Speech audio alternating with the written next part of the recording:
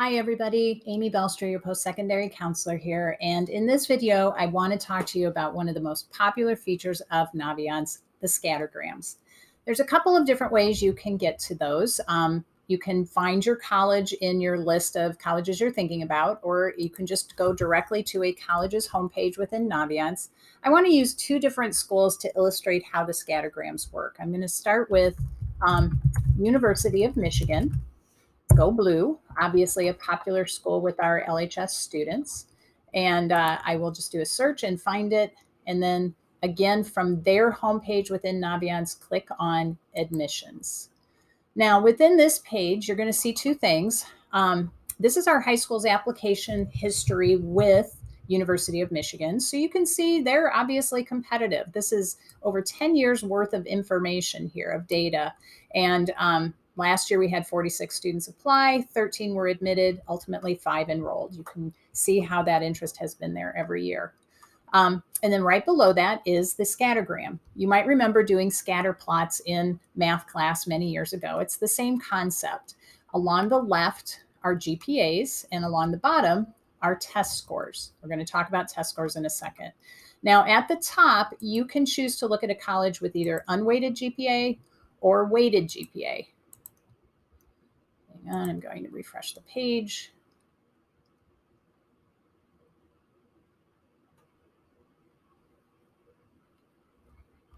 There we go.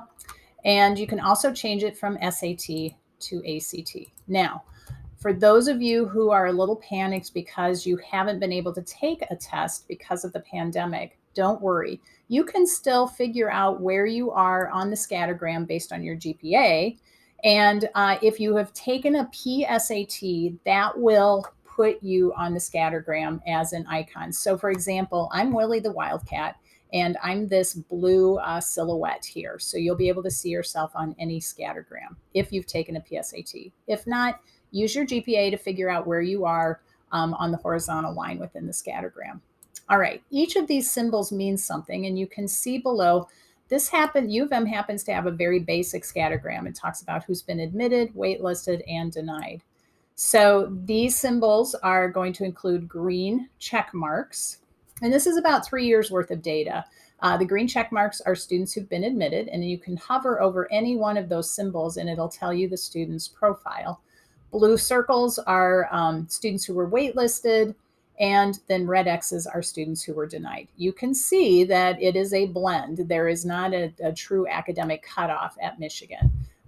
If I were looking at Michigan and looking at my current academic profile, I would think that's a bit of a reach for me. That would be a long shot. Okay. Now let's look at another school. Let's look at University of Iowa, another great school that a lot of Libertyville students really like.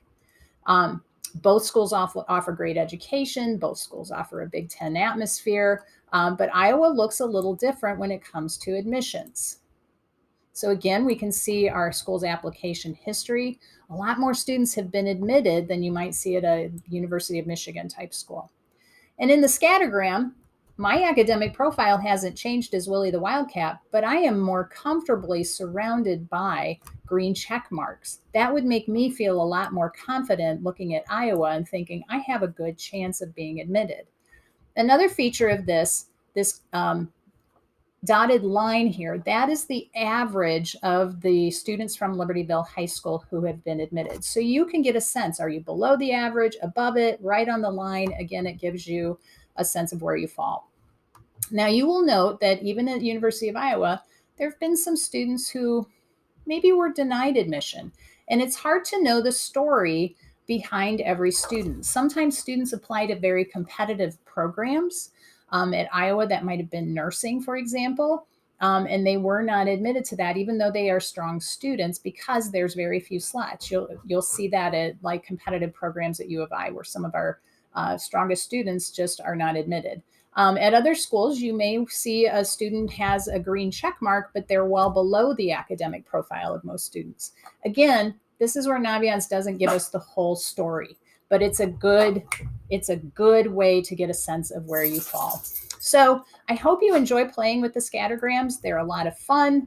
And I think they'll give you some great information. If you have any questions, just let us know in the CRC.